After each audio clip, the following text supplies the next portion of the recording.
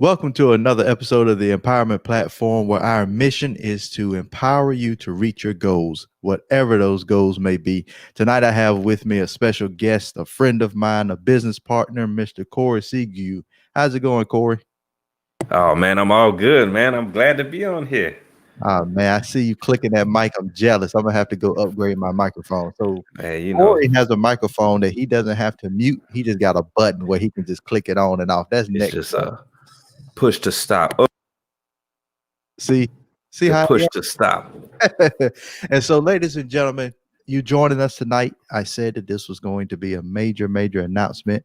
And the announcement is that Corey and I discussed and decided to bring him on as the new co-host of the Empowerment Platform. And from my perspective, here's why. Corey brings a lot of knowledge, a lot of passion, a lot of just ingenuity to empowering people. And I don't have all the information. I can't tell you everything. So I only have my experience, my perspective. Corey brings a whole nother perspective to the game.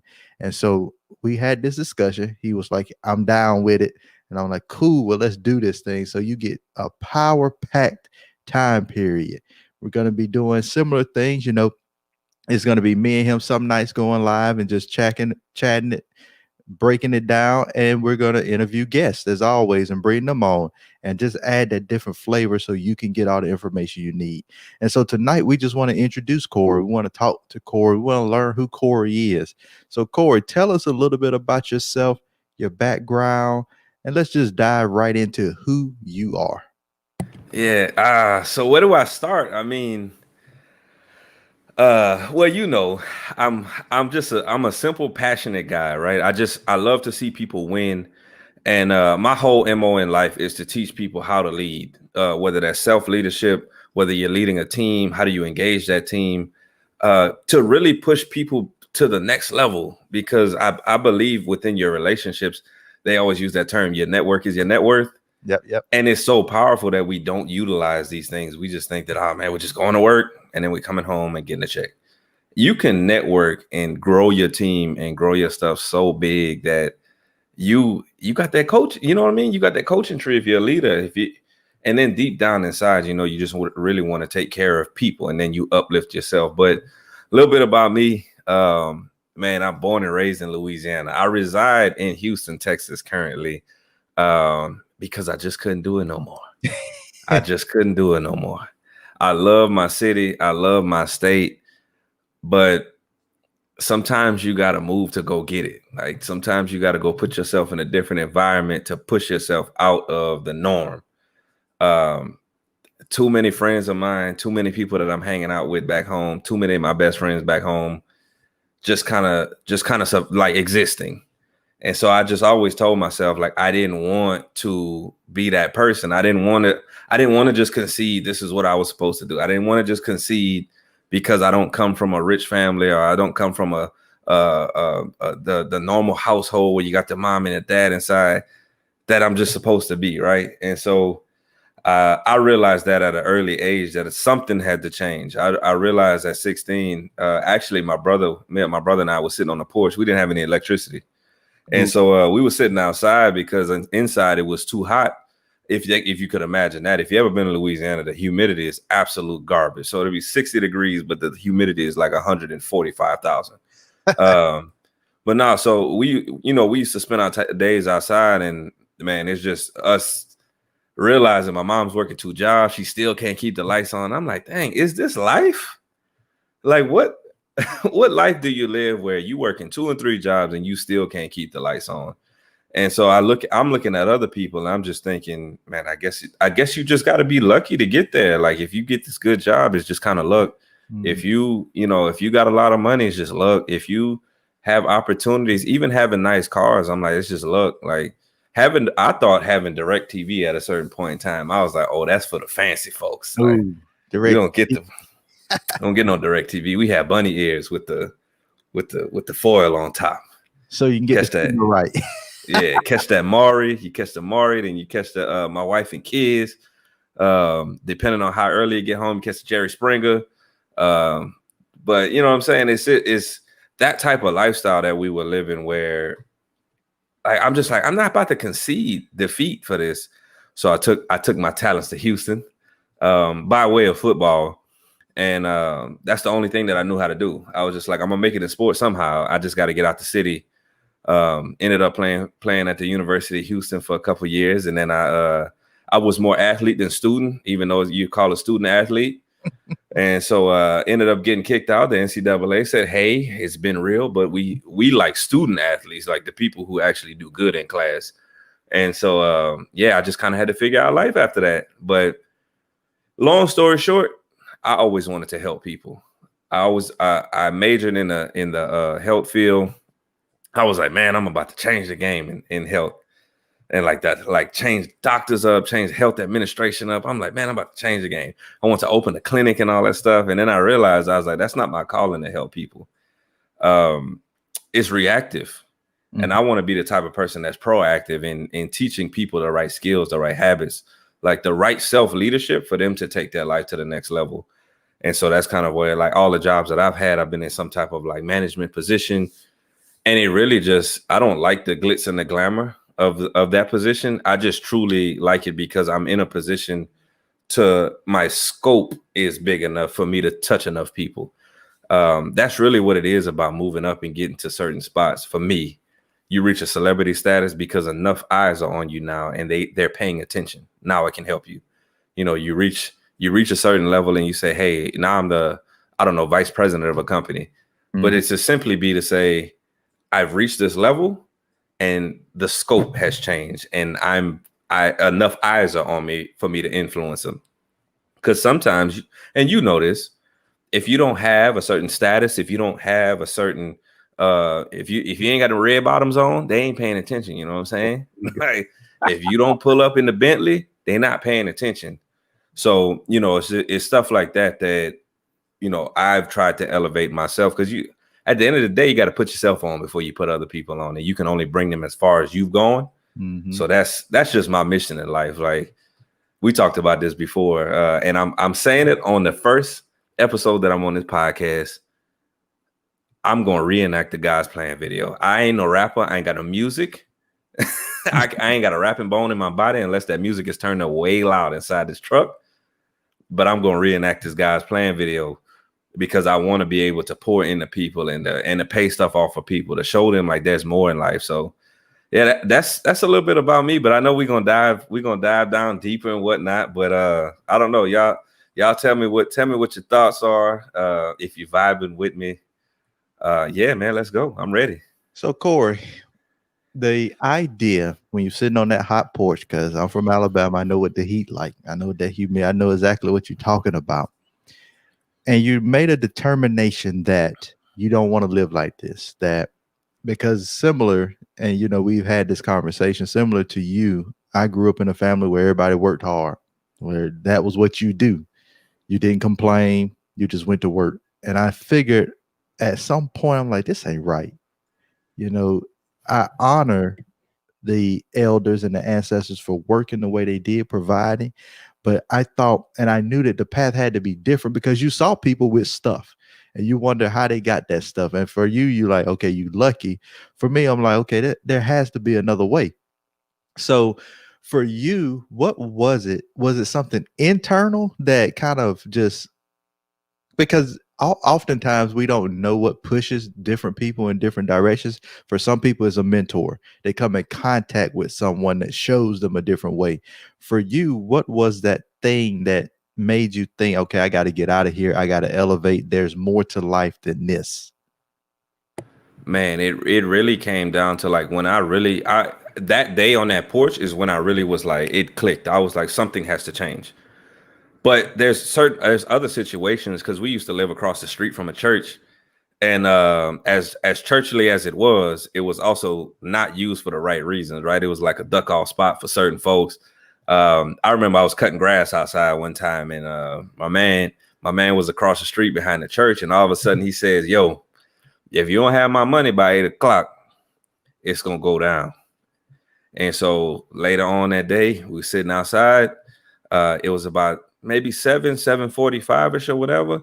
and they had linked up and they were behind the church, and you could hear the conversation because like the guy was yelling, and he was like, I told you if you don't have my money, blah blah blah. I told you if you don't have my money, like this is it. And then pop pop.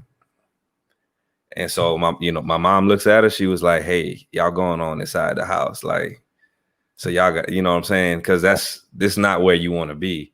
And so that's the, you know what I mean, that's when it like really ingrained in my mind that I was like, yo, I'm really living in stuff like this.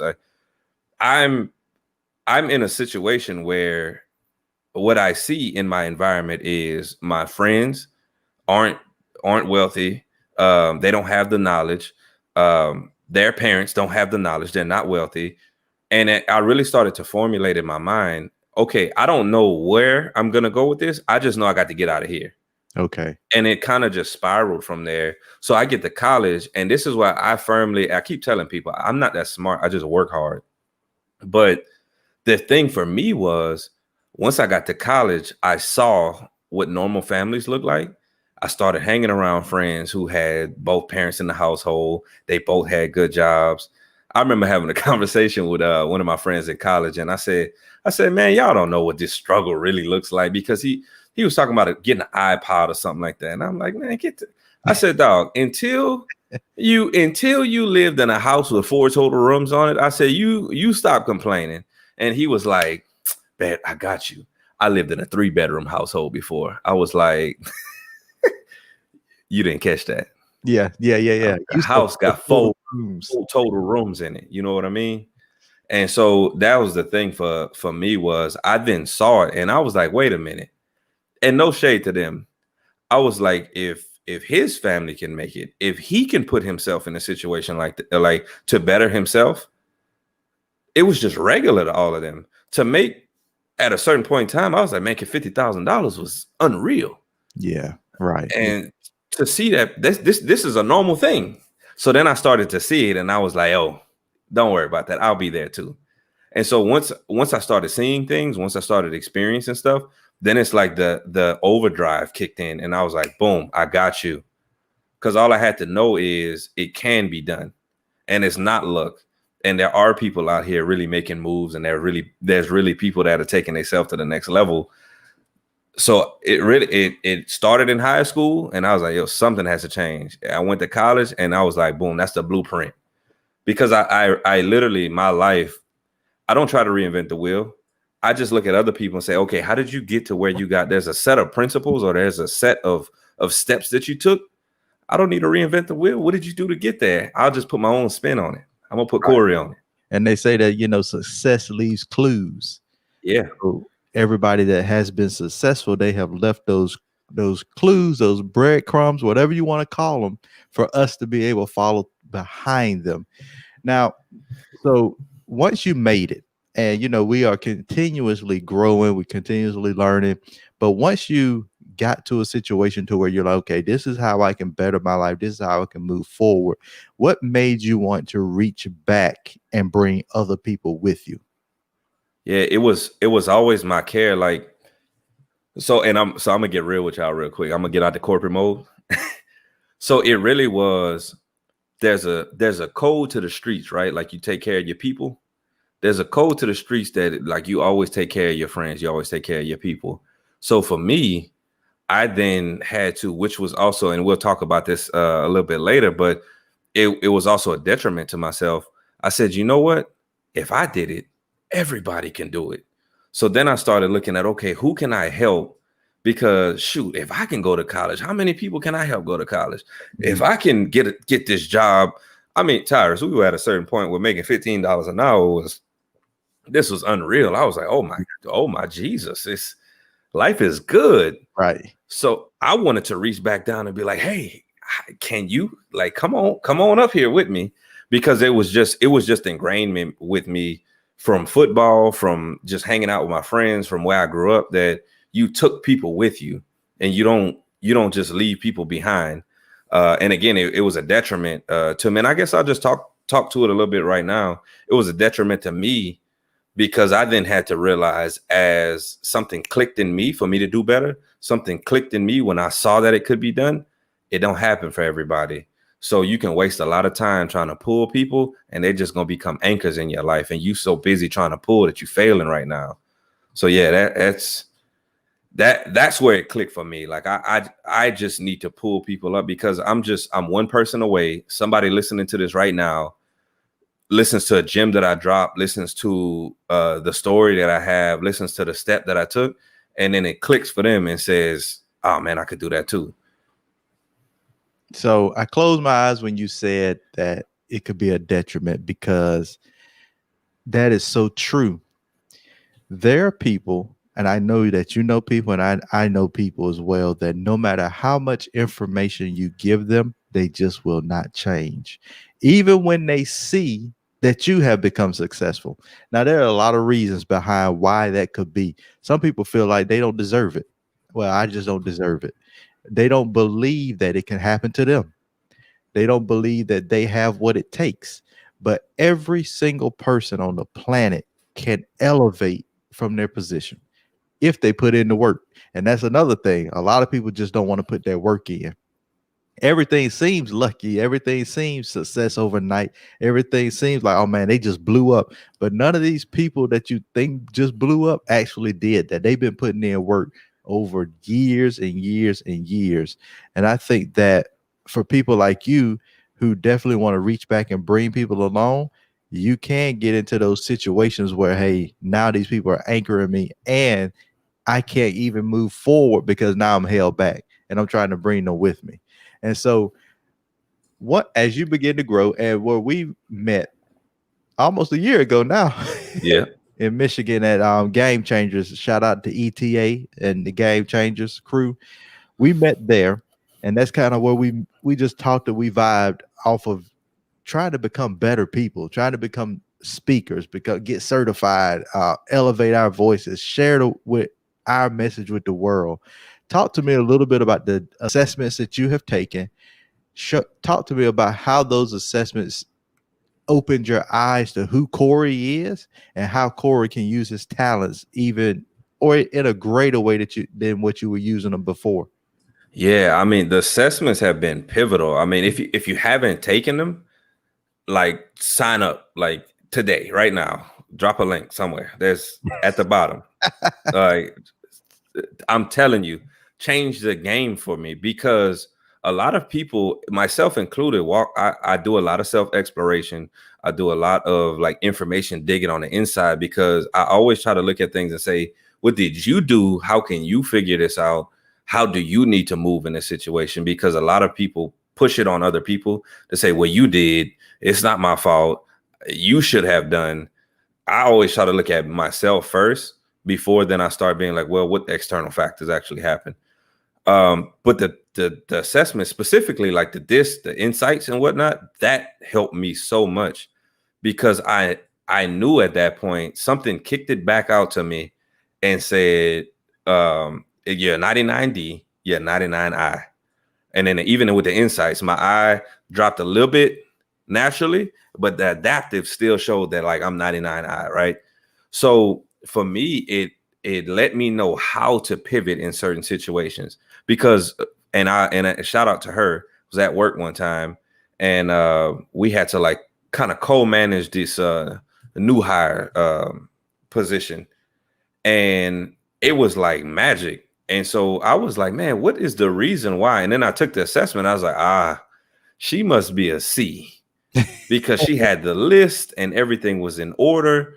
And I always did well with these people who had this order and structure and these steps. And if you just tweak this percent and all that other stuff, but that's not, because it's not me. I would just be like, sure, let's go ahead and do it. Sounds like a great plan. And we do it and we crush it. But then being able to duplicate it again used to be a issue with mine, because I was like, okay, well, how do I do it again? Kind of like cooking. I enjoy cooking. When I cook, people be like, hey, what's the recipe for it? And I'm like, the ancestors. That's the recipe. You just hooking it up. Yeah, I sprinkled a little bit of this. I put my finger in it, tasted it, and was like, that's it. I don't have an amount. Yeah. I asked my grandma one time, I was trying to make some collard greens. Mm-hmm. Grandma, how much of this you put in there? You can't tell? Oh, it's a pinch. You know what I mean? You What is gotta a be able pinch? to tell if it's enough. I'm like, you can't give me a measurement. No, Yeah. you got to be able to tell. So I'm gonna Hmm. talk about just a little bit about how the assessment, um, what it means, and for those who are not familiar, what we're talking about are three assessments, and it's the DISC, the values, and the attributes, and in one, they're called the advanced insights, and we provide that assessment we call the act and lead insights. So what it does is they measure certain tendencies that we have in our behavior, external behavior, how we show up to the world externally, our values, what drives us, what gives us passion, and then our attributes, our natural talents, our order of thought. And so a quick breakdown of that is for me, and they're different measuring, it's a lot. But for me, just a breakdown, I can tell you my order of thought. I'm a systems judgment first. So I'm looking at something when a situation is introduced to me, I'm looking at the system around it first. Some people are more empathy, they look at the people first. I look at the system. And then what drives me? My passion is I'm a high economic, which means I'm looking for return on time, return on value, return on effort, just that economical return. And how do I show up then to people outside? That is that 99D, which shows me as driving, demanding, and passionate. So when you put all those together, you begin to understand what your genius is, what zone do you operate in effectively. And the empowerment platform, we're trying to help every individual meet their goals, but in order to meet your goals, you need to know who you are. You got to know what your genius zone is, what type of person you are, how do you grow, or how do you operate, or are there people that you need to partner with, because we all have talents and we all have non-talents. LeBron James don't need to pick me up and try to bring me on the team to take his spot because he has a talent that I don't have. So I don't even need to try that. But if LeBron James needs help with a business system, he can give me a call. I can help him. Somebody, whoever you got LeBron number, tell him if he need a system in his life, he can call me. But he don't need me on his basketball team. And so as people, we all have those different characteristics, those different styles, different passions, different drivers, motivators, and we just need to learn that. And once you have awareness, this creates self-awareness, who I am, what I am, how I am. Once you have that, you can then begin to position yourself in the right situations. So you might be at the wrong job. It might not fit your talent. So while you're miserable trying to make yourself fit, it may not be for you. And Corey, talk a little bit about that because I know you're a team leader, definitely with a lot of engagement. Talk about the employees that are not in the right place because they don't have that self-awareness to know that. Yeah, I mean it honestly, when you truly think about it, the majority of people in life aren't on a journey of self-development. They aren't on a journey of like I'm trying to figure myself out. Do I fit here? Do I not fit here? What are my strengths? What are my weaknesses? They just kind of know anecdotally, like, oh yeah, I know how to talk, or I know how to negotiate, or I'm pretty process driven or whatnot. Some people just kind of know these like surface level things about themselves. And so what it really and in conjunction with the assessment, it really allows you to save time. So everybody's 90-day plan, typically when they take over a team or a business or whatever, they want to get to know the people, find their strengths and weaknesses, understand them, what drives them, what motivates them, what their thought process is and whatnot. And it's like the assessment just does it instantly right there. And at that point, literally, we just have to exchange sheets. I think it's page 16. I think for the disc, I think it's like 30 something for the values and whatnot. And you can literally just like hand it over and just be like, oh, okay, cool, I got you. And then you could just naturally have a conversation at that point. But the key is being able to position people. There's a lot of people in jobs right now who are, let's say that you're very process driven, very detail oriented, but you're in a position where it's chaos and you need to move and shake and pivot and all this stuff. And you wonder why you're going home every day and you are just absolutely beat. But because that's not what you do. Meanwhile, you take somebody like myself, I thrive in chaos and around people and all that stuff. I had the perfect, and this is, I'm gonna let y'all know in about this. I had the perfect job coming out of college. I went to school. I told y'all it was health administration. I'm gonna change the game. Man, I'm working with straight vice presidents, medical directors, all that stuff. So I'm like, man, I got it. But then I realized, man, this is trash. I don't get to talk to anybody. I don't get to interact with anybody. I'm at a desk all day. When we would throw conferences, that's when I would be like, yes, it's about time. Like, but I knew my strength was I needed to be around people. The assessment confirmed that. And it really was like the icing on the cake to say you need to be in a position to where you are around people, because that's how your energy flows. But I was in a position where I had to step back. What's the process? What's the system behind it? What are the numbers? Blah, blah, blah. And I would be sitting here like, my Lord have mercy. Please help me. Have you all in the wrong spot. Right. But there's a lot of people, simply by taking that assessment, you'll know what position to go into. You'll know as a leader, how do you position these people? And you may be in a job where maybe it's not so extreme. Maybe it's not just chaos. Maybe it's not just sitting at the desk, prioritizing and systemizing and all that stuff. Maybe you have a team of 10 people and they all have different talents, and you just position them and you leverage them. And you say, you know what? I got this really high I who loves the environment. Let him be my unofficial leader. Maybe I have this high C, over here. When I ask a question, maybe I underlyingly tell her, hey, look, if I miss a step, chime in there. That way we get the detail out. Maybe I got the S, that's a team player. And, we need one of these pick-me-up days or whatnot. And that person comes and say, hey, how can I help you? Like, what can I do? What can I do to push you over the top? And then you got some D's, right? You sprinkle some D's in there. That's like, hey, because statistically, there's not a whole bunch of them. I think, correct me if I'm wrong, Towers, I think it's 9 to 12%, kind of something like that. Of the world.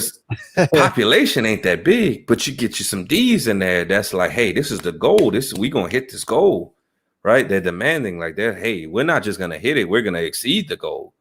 So it's understanding how to position. And even for myself, I know I'm a high D. So when I come off to my team, a lot of times I am demanding. I'm like, let's go, let's get it. The bar is set for here. Mm-hmm. But maybe you're not that type of leader. Maybe you're not that type of person to be so demanding. So who can you pull to set the bar for you? Who can you pull to set the process for you? Like, that's one of the things that Tyrus and I like really bounce off each other. He can be like, when it comes to business, boom, boom, boom, boom, boom. This is what you need to do. And I'm like, let's go. So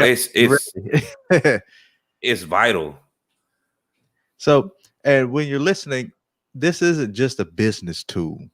This is a relationship tool, a marriage tool, financial tool, my kids tool, and just everybody around you. So relationship, not only does the assessment bring awareness to who you are, it allows you to begin to pick up on what other people might be.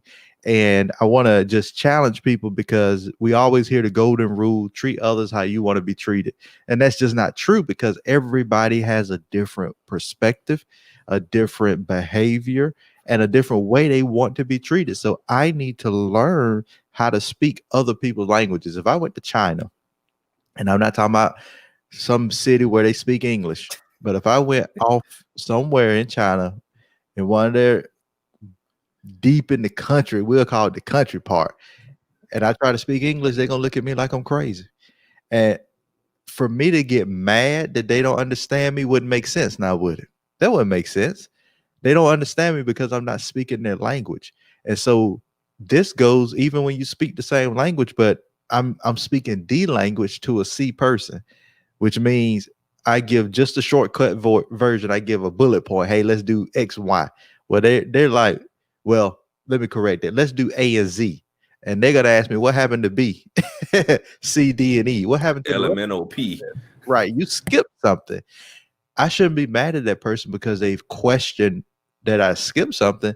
I have to recognize that they process information differently. And this tool, this assessment, is an objective, scientific-based thing. It's not based on your feelings, your emotions, none of that. It's based on how you think process, and then how you behave.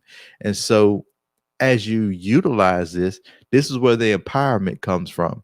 You're able to figure out where you operate the best, how you can grow, and whatever industry you're in, you're able to take this information and apply it.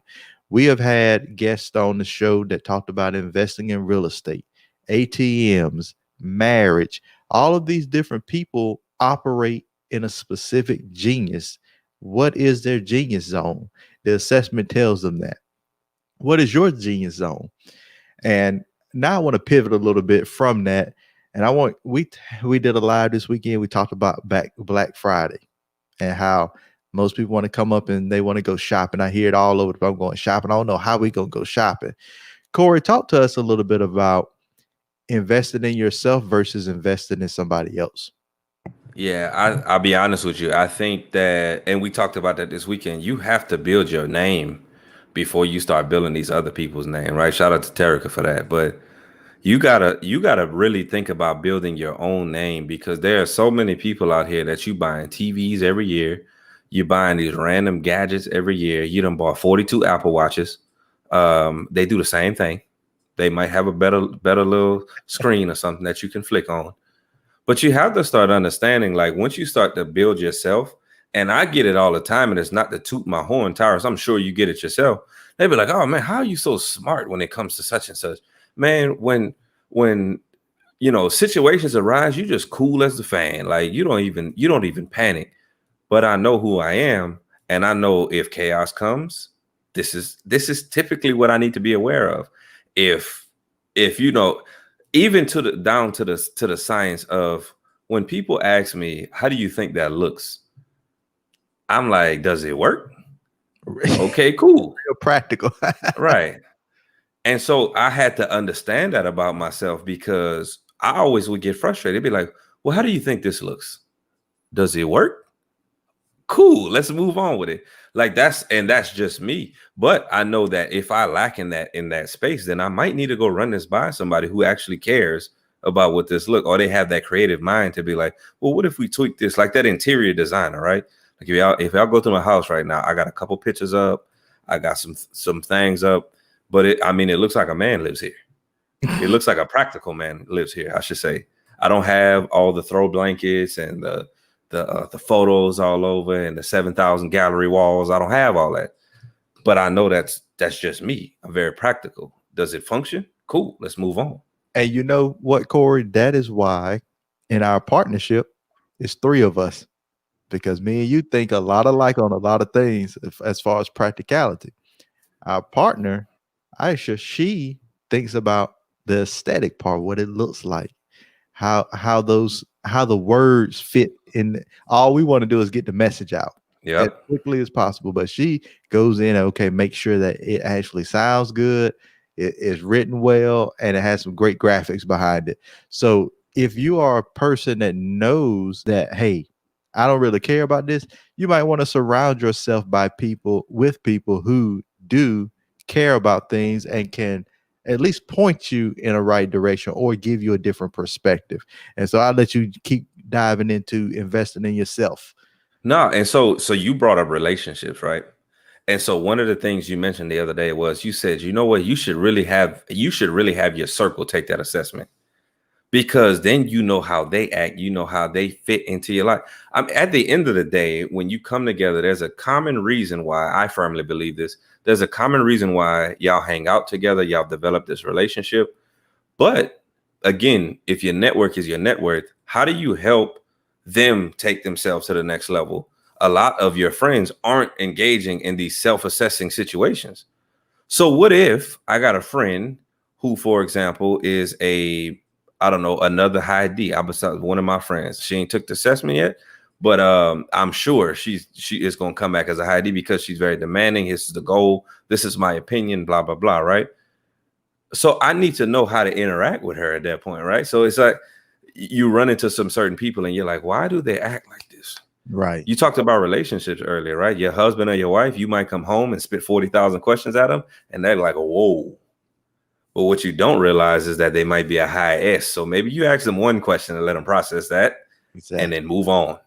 Exactly. And so that's it's intertwined with your life. As long as you can see where somebody's going, you can see what drives them. Maybe on another tip, maybe they're not a high economic person, and you're like, yo, I'll throw you $100 if you do this for me, and they're like, whatever, because they're not high economic and money doesn't really phase them like that. But what if you told them, hey, you know what?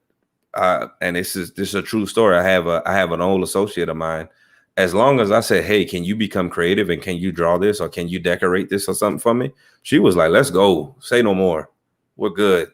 So that fire starts to burn in them. So it's like, how do you position people? How do you understand them to be able to leverage their strength? And people love leveraging their strength. That's good. That's good. I like what you said. And let's hit back on that. Your network is your net worth. The old saying goes, if you got 9 broke friends, you're gonna be the 10th one. You're gonna be broke too. Yep. It's about who you surround yourself with. And this doesn't mean, because this is what, I don't know how to say it gently. So I'm just gonna say it the way I'm gonna say it. You take it how you want it. People like to say that, oh, you changed and you different. Well, I'm supposed to be changing. I'm supposed to be elevating. I don't want to be broke down, talking the same story, trying to be who I used to be. There's no growth in that. I want to be better. Why would I want to still be in the struggle? Some people married to the struggle, and it's by choice. I guess it makes them feel good to say I'm struggling. I don't want to say that. So, and I'm gonna take this from our friend Marshall Fox. He said that he was in a group. He's in a group that where being married 12 years is like a newlywed, and making $100,000 a year is being broke. And people might look at that and say, oh man, you need to get up out of that group then. What they talking about, 100 grand is broke. But if you want to elevate, if you want to go to that next level, you got to get with people who can bring you to that next level.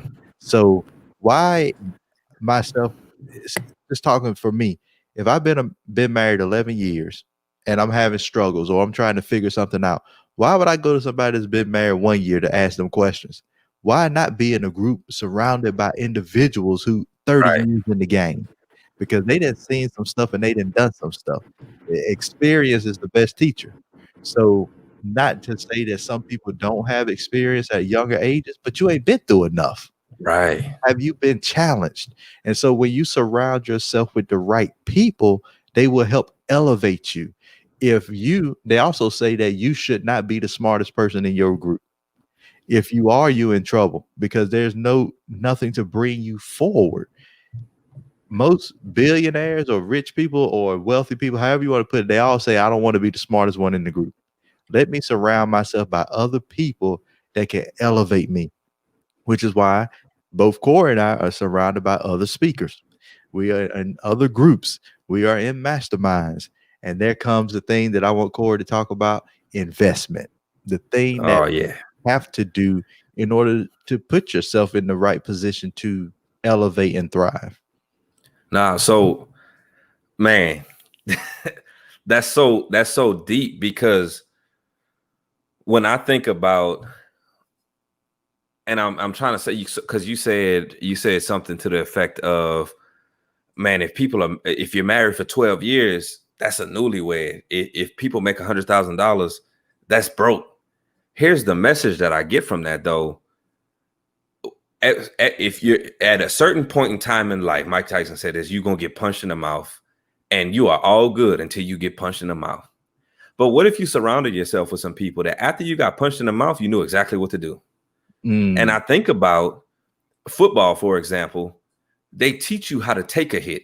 They teach you when you're hitting someone how to fall. They teach you when you dive, this is how you may want to land before you separate your shoulder out of place. So they teach you it's going to happen. You're going to fall. You're going to get panicked. You're going to have this 330-pound man come up on you and just dump you on your back. But then you need to know how to react from there.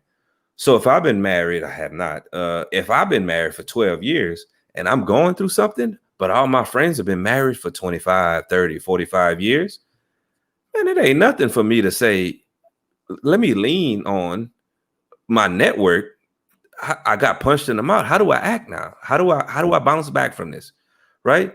If I make a certain amount of money and I get stuck, oh man, this is the steps you want to take to bring it even better. So it's all about leveraging again your network to when you get punched in the mouth, you already know what to do because it's going to happen. And I think about this because I think about my circle of friends. I had to start ground level. So this is not that deep. I had to start at ground level. I didn't know what a successful marriage looked like. I have two friends that have been together since middle school. They are now married. They have a successful marriage. Shout out to them. They're about to have their baby in like a couple weeks. That's a successful relationship. I had to say, okay, what does a successful relationship look like? Is it that? And they've been through arguments. They've been through troubling times. Mm-hmm. He's not had a job. I'm sorry if I'm putting y'all business out there. He's not had a job at a certain time.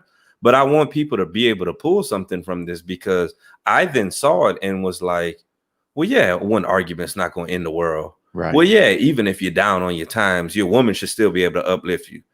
Well, yeah, if your woman falls down on hard times, well, you uplift her. And so then I was like, oh, man, it makes sense. So I saw it. And now I know what a successful relationship looks like. I got another one of my best friends. She's a nurse practitioner. I then saw what the pursuit of further education looks like. I saw how, although you just kind of made it here, you still push for more. Like I saw it. So when I start to hang around these people, and again, it's not all this deep stuff where it's like, hey, man, I got around this guy who makes $75 million a year, and he taught me how to do it. Mm-hmm. I didn't come from a background that taught me all this stuff outright. I had to go figure out. I didn't even know how to go to college, Tyrus. So I had to learn from someone. Shout out to my aunt, by the way, what to take the ACT was. I was like, oh, okay, you got to go take the ACT. That way you can get into school. I had to put myself around people who were able to I could see and I could teach myself and they can teach me how to get to that level. Now you talk about investment in yourself.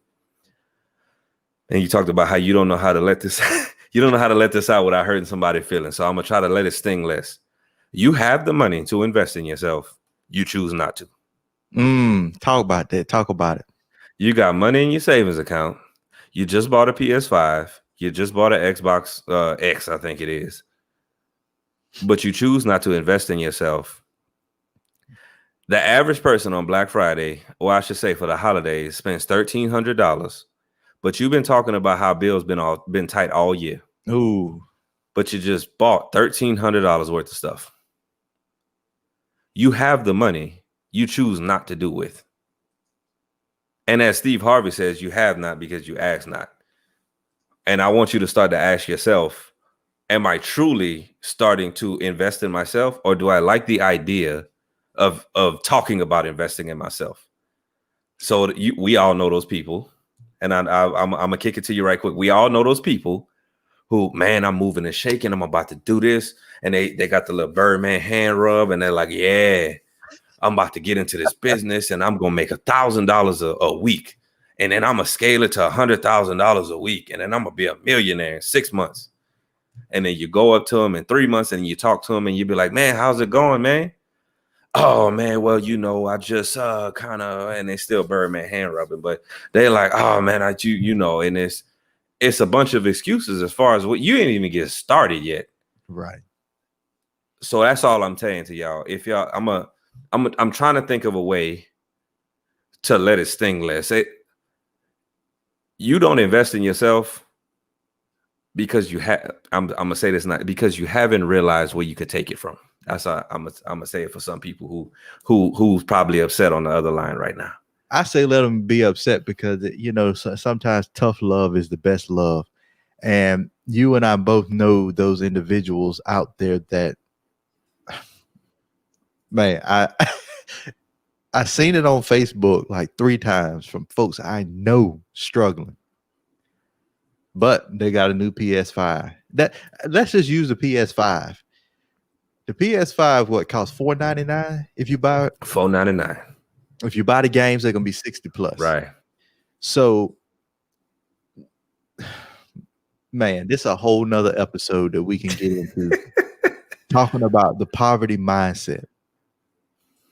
Poverty is truly a mindset. It's not a situation. It's a mindset. There are people in poverty that choose to be in poverty. And here's how you choose to be in poverty. It's not all your fault, but you have Malcolm X said you've been tricked, you've been bamboozled, run amok, led astray, all of that.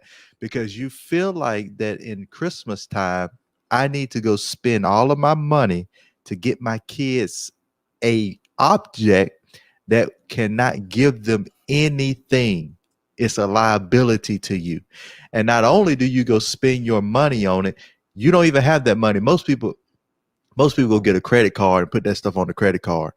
I got a notice, not a notice, an email from my bank saying we have this low interest rate on this personal loan that you could take out for the holidays. And so in the past, because I haven't arrived, I haven't been at the arrival stage all my life. In the past, I'd be like, ooh, I can go get this stuff on this loan for 5.99 APR percent. And then I can, buy what I want to buy. And I got to pay that money back. That's a lack of will, and it's a lack of not being able to delay gratification. And so when you say that, well, I don't have enough money to invest in my business, it costs in most states $150 to start a business. You can do it right on your state website. In most states, $150, maybe up to $300. It's a piece of paper that you fill it out online, you'll have a business. Now, does it cost money to invest? Yes. Does it cost money to run your business? Yes. How much money are you putting in, like Corey said, on Samsung TVs, making Samsung owner rich? Jordans. Man, I think I've had one pair of Jordans my whole life. I don't need a $250 pair of shoes so somebody can look at me. Those are the things, when we talk about the externals. You mentioned the red bottoms.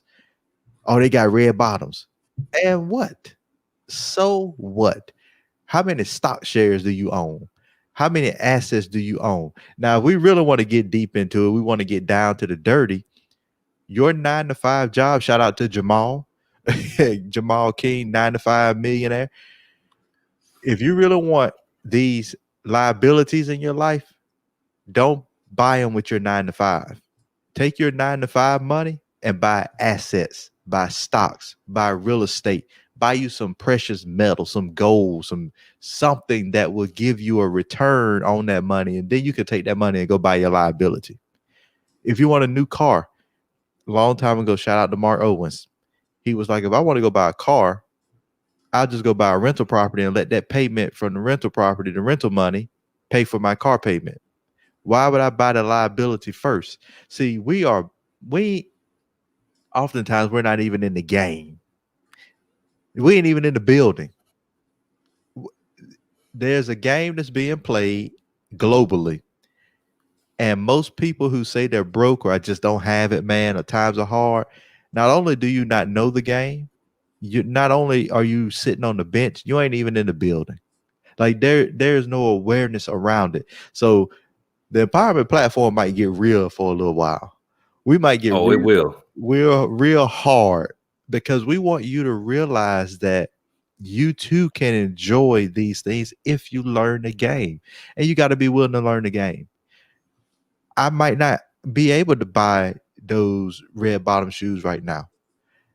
I never heard of a Birkin bag until ET said something about a Birkin bag. And then I heard other people talk about them. And then I start hearing them in songs because I don't hardly listen to the radio now, but I heard them in songs. Like, what is a Birkin bag? Why would I want to go spend $7,500 plus on a purse? What is it doing for you? To put $100 in it. Ooh, don't start. That's just like living in a house on Section 8 with your rims cost $1,000. Right. But you don't want to pay the rent. It's a mindset. If you're listening out there, you can change your mindset. It begins with personal development and self-awareness, and you can begin to grow. There's this individual. I can't even say too much about it because if I say it, it's going to definitely go out there and he going to know who we talk about. You're going to need some insurance for But there's a person who always talks about doing better, trying to get better, trying to be better. They can't afford coaching. They can't afford to move forward, but they can't afford to buy PlayStation 5 and other stuff. That don't add up. And like Corey said, you have the money. It's about where you're going to divert it from. Can you delay the gratification? Can you cut your cable? Can you cut off Netflix? Can you stop eating out? Can you stop buying the flashy clothes and the watch Man, and the ring? man. Can you let that stuff go for a little while? And can you start to invest in yourself? Shout out to the Wall Street Trapper. Trapper said that, you ain't got to buy a whole bunch of shares at one time. Just save up $75 a week. And then at the end of the month, take that money that you saved and buy a stock. And if it ain't enough for the stock that you want, save it for another until you get the money. But start somewhere. And because, when you buy stocks, not only if the prices go up, you get more, is more valuable. Certain stocks pay you dividends, and then you can reinvest that. So there's a system to this thing. And, Corey, I think that the mindset for our people, for people that we know, definitely needs to change. And there's a lot of blockers there. What are some ways, Corey, that people can begin? Say they just listening and they say, you know what, I do want to change. I just don't know where to start. How do I even begin? Man, to be honest with you, man, you said something about the food, right? Some of y'all can't reach the next level. I should say, I'm not even going to sugarcoat it. Most of y'all won't reach the next level because you can't stop eating Chick-fil-A. And the reason I say that is because every single day, and it might not specifically be Chick-fil-A, and I know y'all probably like that. Oh, man, I don't even eat it. The chicken ain't even that good. If you think about the normal 9 to 5 person, you probably work 5 days a week, sometimes 4, depending on your work shift. You spend probably $10 on lunch every single day, maybe more because you buy breakfast, maybe more because you buy that Starbucks that costs you $7 in the morning. But let's just talk about lunch. You spend about $10 every day, 5 days a week, $50. For a month, $200. Yep. But you won't go take an assessment that's $200 or $300. Let's say even max $400. You won't go take an assessment that for the rest of your entire life, you know how to move and pivot and present yourself to people. And even in the process of learning yourself, you'll then be able to pick out stuff from other people. But you won't go do that. You'll go eat fast food every single day instead of buying groceries. I just want to walk y'all through the steps, right? If you, for example, let's just even talk about your relationship, right? Let's say husband and wife, boyfriend, girlfriend. If you probably going to spend $40, $50, depending on what the date night is. If you have one date night a week, maybe y'all stop going on date night for 1 week. Maybe y'all stop going on date night for a month, 2 months. Y'all saved up, get an assessment, boom. Now y'all both moving because y'all know how each other acts. And when you get to the workplace, this is how I need to present myself. This is my strength. Boom, promotions start happening. Yep. And so that little $300-$400 you spent, and I say little because that's the mindset you have to have. That little $300 or $400 that you have, all of a sudden turned into a $3,000 raise because you got a different position, or it turned into happiness. How much is happiness in your life worth, right? How much is happiness with your spouse worth? How much is happiness with your kids worth versus you beating your head up every single day? And I want people to really understand that that's how you start to get that introductory. Maybe you don't have $5,000 to give somebody to one-on-one coach you or group coach you or whatever. Maybe you join a community for $100 a month, $150 a month, whatever it might be. Maybe you just start to put yourself around these people, put a little money up, and then you will start to take it serious because there's a price tag behind it. You're like, I'm not paying this money for no reason. I want y'all to think about, so people and no shade to them because I have a membership with them too. People at Planet Fitness and I should say Fitness Connection and other places like that where it's like $15, $20 a month. The majority of them don't see results the way that they want to see. Yep. Because it's just $20 a month. If I don't go for 2 weeks, it's just $20. If I skip a month at the gym, it's just $20. But if you're going to a gym where it's $150 a month, where it's $200 a month, oh, you going to that gym. Oh yeah. Yeah, you going. I got to get my money out of that gym. I'm going at least. And this is when people start to become mathematicians. They're like, well, if it's $150, if I go 3 times a week, that's X amount per visit. That's going to be what, 3, 6, 9, 12. 12 divided by 150. And then all of a sudden you got calculus majors in here and they're like, yep, I got to go this many times a week to the gym to make it worth it. It is simply because you aren't willing to put up something that will make it hurt. And the majority of people, money makes it hurt. You're not at a point in your life because you ain't hurting yet. So go ahead, and I've done it myself. Go ahead and drop a few $1,000s. And you like, ooh, I could have went do something else with that. So now you're forced to go get the money back. That's good. And that's all I'm saying. Like, you have money right now tied up into some stuff, into these subscription boxes, into you getting socks every single month and so like stuff like that. Like, you got socks dropped to your door every single month. That's a different design. But you can't save up money for 2 months for you to be able to truly understand yourself. But that's where it starts. Get around people, get around Tyrus, get around myself, like get around a community of people who will uplift you. And it's gonna hurt at first. I'm gonna be honest with you. It's gonna hurt because you have to humble yourself and be like, ooh, they talking about some stuff that I have absolutely no clue. Yeah. But then all of a sudden, go ahead. I'm agreeing with you on that.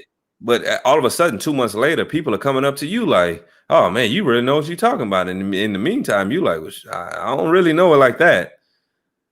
I'm just saying, you have to force yourself to be put around people. That is where the self-investment costs, right? That you got to put some time into some stuff, put some money up. Like, and I guarantee you'll start to see the shift in your life where 3 months, 6 months, 9 months, a year from now, you're going to have a whole bunch of people coming up to you talking about, oh man, you changed. Hey, you sure right. And let me help you try to change now. Exactly. And Corey, I like something that you said.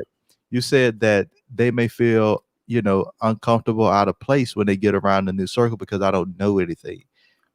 I think that's another level of maturity that we need to start having. It's okay not to know. That's the point. You don't have to go into a situation and be afraid of not knowing. You should go into a situation and be more like, you know what? I don't know this, but I want to be a sponge so I can soak the game up. I want to be a sponge so I can get that knowledge and that information.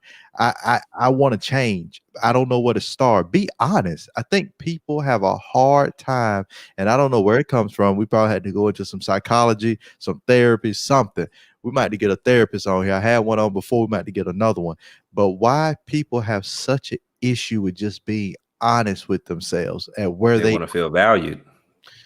And you can feel valued, but at that point, it doesn't. So I'm glad you said that. Not knowing something does not make you not valuable. Correct. It doesn't make you any less than. You are just in a different place. It's funny how we won't join something or we won't get around certain people because we don't want to feel like we're not of value, or we don't want to feel less than, or we don't want to feel slow or dumb or whatever you want to say. But we want to compare our life to where their life is. And I used to do that too. And to be transparent, I'm like, man, E.T. Les Brown, Tony Robbins, man, they got it going on, man. Look how they living. Why I can't get there? I ain't got enough time in the game. Why should I be there? Start asking yourself this question. If there's someone that you enjoy watching, following, emulate, whatever, don't look at where they are in the chapter of their book because they're farther along than you. You got to understand their process. Don't look at their destination. Look at the process. And if you fall in love with the process, I know that Gary Vee talks about this all the time. If you fall in love with the process, when you get there, everything else is a byproduct. The destination shouldn't be the goal. The process should be the goal. Fall in love with the process. So for me, once I start to learn to fall in love with the process, I start to have a little bit more patience. And then I stop comparing myself.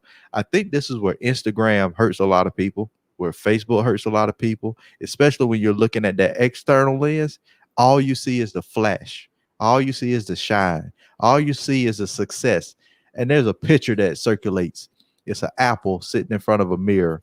The part you see is the whole red shiny apple, but the back of it tore off almost to the core because it's empty. So don't compare yourself to where somebody is. Learn their process. And if you want to get there, do the work. You don't deserve it just to show up there. You just there's no elevator to success. You got to take the stairs. Yeah. Say it again. There's no elevator to success. Man. Stairs. But that's a really candid conversation you have to have with yourself. What steps are you taking? And so we look at all these people, and here's one thing that I want people to also realize: check your ego first and foremost, but also understand everything is relative. So I have individuals that come up to me and they say, "Oh man, you just know so much about business." And in my mind, I'm like, I don't know that much. I can only take you so far. The reason I say that is because you have a Melvin Nunnery of this world who's a billionaire. You have a Tony Robbins who can probably run circles around me. You have an Eric Thomas. You have a Cantor Simmons who's been doing this for so long and knows the ins and outs of all of these things. That's a different aspect to business. And so when people say, "Oh man, and I say this because people, well, I'm just not that good at business." But are you doing anything to become great at it? But you haven't taken any steps to figure it out. A lot of people, being an entrepreneur is like the hot topic right now. A lot of people say, I don't know what I want to do. I don't know what my product would be. I don't know what my service would be. I said, well, how much exploring have you done? Well, not that much. Okay, so how are you gonna know what the product's supposed to be if you don't never explore it? I guess we're supposed to just get lost in the forest one day and just be like, one day the exit to this forest or this cave is just gonna stumble upon me. So while you mentioned that, there's a book called Triggers by Marshall Goldsmith, and it talks about how we allow our external environment to rule and control us, but we don't ever take the action to do anything about it. And how we give ourselves a scapegoat almost is we use passive questions. So if I asked you, I said, Corey, were you happy today? Yes. You might tell me yes, or you might say no. And then what you will do is then base it on your environment. Yeah, hey, work went well. People treated me right. Yeah.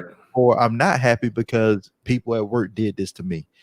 That's a passive question that allows you to escape responsibility. The question should be, Corey, did you do everything in your power to make sure you were happy today? Oh, now you're about to hurt somebody here. Now that puts that action on you. Did you take the responsibility? Did you do the things that are necessary? So like you said, for that person who wants to get into business and they just don't know where to start, where have you looked? What have you done? When you go to Shark Tank, not only are they interested in knowing your story, they're interested in knowing how much money you've made, how many phone calls you've made. If you watch it long enough, you will notice that they really gravitate towards the people who say, you know what, I bootstrapped this company. I put the product in my car. I drove door to door. I made all the phone calls. I did all of these things. Those are the people that they want to work with. When I found my first mentor, I didn't walk up to him and I didn't say, hey, Kenny, you know what, you fabulous. I just want you to mentor me. What I did was I said, hey, I really like the things that you're doing. I've been doing this research. I've been studying, and I think you can help me get to the next level on this. And he was like, okay, cool, because you have put some work in. And I know Jay Scott, shout out to Jay Scott. He's another successful business person, real estate investor. He always talks about when people look for a mentor, come to the table with something. A person does not, and that goes back to what you said in the beginning about being an anchor. When you come to the table empty-handed and you just want somebody to carry you somewhere, you're becoming an anchor to them because you're not bringing or carrying your own weight. You're expecting them to pull their weight and yours. Man, they ain't trying to hear that though. They just want the info, free info. But when you, like you said earlier, when you get free info, what do you do with it? Most Forget people it. don't get anything with free info. It's when you pay for something that you want to make sure, hey, and you got to pay enough. Like you said, if you're paying just a couple of little $20 here or there, I can let that go if I got Mm-hmm. membership. But if I'm paying $200-$300 a month, I better go to the gym. I got to Mm-hmm. work. Just like even at a simpler level, if you go to McDonald's and you buy a hamburger, you pay that $2 for that burger, and they don't fix it right, you just eat it. Most people just take it and eat it. But if you go to Ruth's Chris or you go to a higher end restaurant and they mess your food up and you know you paying $80 a plate, then you like, nah, you got to take this back. You got to redo this. So we value when we have to spend. What we got to do is change our mindset and start valuing everything from the beginning. And here's the thing. You talked about food. You go to Ruth Chris or my favorite place, Del Frisco's, they're going to shine the light on it and be like, can you cut into that real quick? Because I know you're going to scrutinize it. Cut into the steak real quick and let me see if you enjoy, if that's what you like. Because they know you're going to scrutinize it because they know you're paying a premium amount for that. And I like it because at Ruth's Chris, not only do they come, the way to come out, they drop the food. Well, the food prep people drop it. The way to come back, how's everything? Then about 10 minutes later, at the most, the manager coming around. How's everything? They checking on you. You go sit in McDonald's and ain't nobody coming to check. Mm-mm. You just got that food and you gone. They ain't even checking the food at the thing. You might get somebody else order if you ain't Right. careful. So, Corey, as we get ready to get out of here, what are some things that, you know, we kick this off, we introduce you as the new co-host. Where do you see I want to get your vision because I had a vision for the empowerment platform. I want to get your vision. Where are we taking this thing? What are we going to do with it? How we going to roll? Oh man. So look, I'm going to push the viewers out here right now to keep us accountable because I really believe that the empowerment platform is going to be the key to success for people in general. And for myself, I want, if y'all can't tell, I'm from the South. I said I was from Louisiana, right? I want people from where we come from, right? That Louisiana, Alabama, Mississippi, Florida. I guess if you want to call Arizona, New Mexico the South, but no, about that later. But I want people to really be able to come here and then be like, yo, there's so much value on here. It completely changed my life. And I want people to then hit us up and be like, you know what? I caught episode 200. And because of episode 200, man, my entire life changed. And I just want both of us to be able to give the information out for people to then go and take it and run. Because the reason why most people never make it is because they simply don't have the information. Yep. And this needs to be a platform where people in general, and I say specifically the South, but just I'm talking about the world. So if you're in Amsterdam, if you're in South Africa, if you're in Nigeria, if you are in Morocco, wherever you're listening to this from, I want you to come to this platform every day that it drops and then be like, you know what, I'm going to get something that I can go apply because I hate talking in theory. I want to be able to take something that I can apply and change my entire life. I've listened to 300 episodes now, and from episode 1 to episode 300, I'm a completely different person. Like, that's the vision. I want people to be able to come here and say, I changed someone else's life because of this. That's good. That's good. And I love when you hit on, it's not just going to be theory, because neither one of us, Corey or myself, are theory people. It's all practical.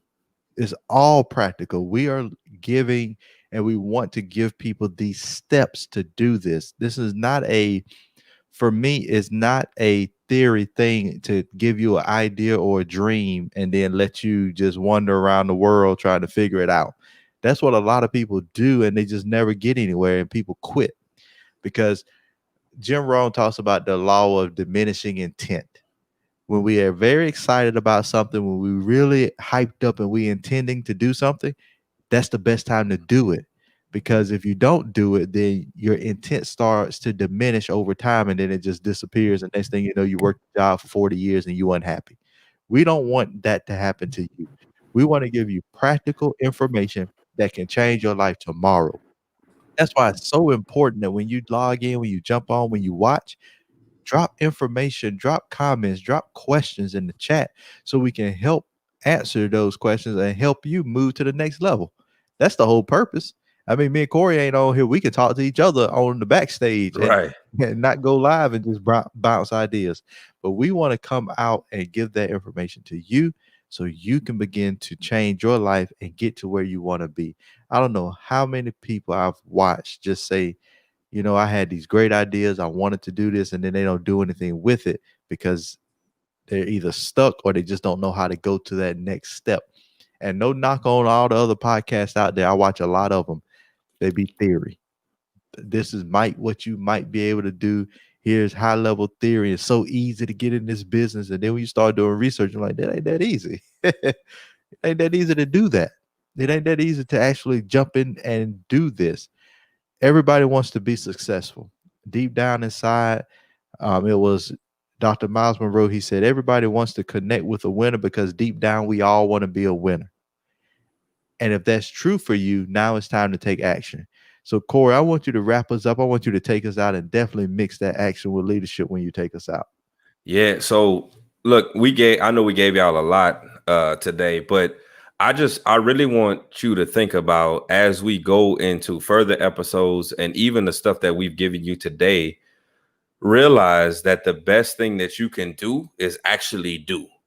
So go back, listen to the podcast, take Tyrus's advice, drop comments, drop whatever, send DMs. That way we can actually help you on this show to be able to take your next step that you need to be. There's a conversation that I had with my mom the other day because she's learning how to be a broker. Uh-oh. And she told me for like 18 wheelers and stuff. And so she said, man, I really wish I would have started this like 6 months ago. And I said, oh man, that sounds familiar, don't it? Because I told you, once you get into it, there's going to be so many steps that you need to take. You should probably just start right now. The biggest thing that you can do is start right now. Start by listening to this podcast. Start by tuning in every week. Start by dropping comments. And I want you to truly, like Tyra said, mix the action and leadership. Now, there's something that our FAR mentor always tells us. And so there was a particular song, if you know where I'm going with this, Tyrus. I know where you're going. Yeah, there's a particular song that he said there's something, and I can't remember the words before it. However, what he did say is, and this is what I'm saying, when you mix that action with leadership, he said you got to be body. That's our mentor, the great Master P. You got to be body. You have to be about what you're talking about doing and do it. Like Corey said, you have to do it. It ain't got to be perfect. It just got to start moving. And then we can make the adjustments. So in the words of our great mentor, Master P, you got to be body. And we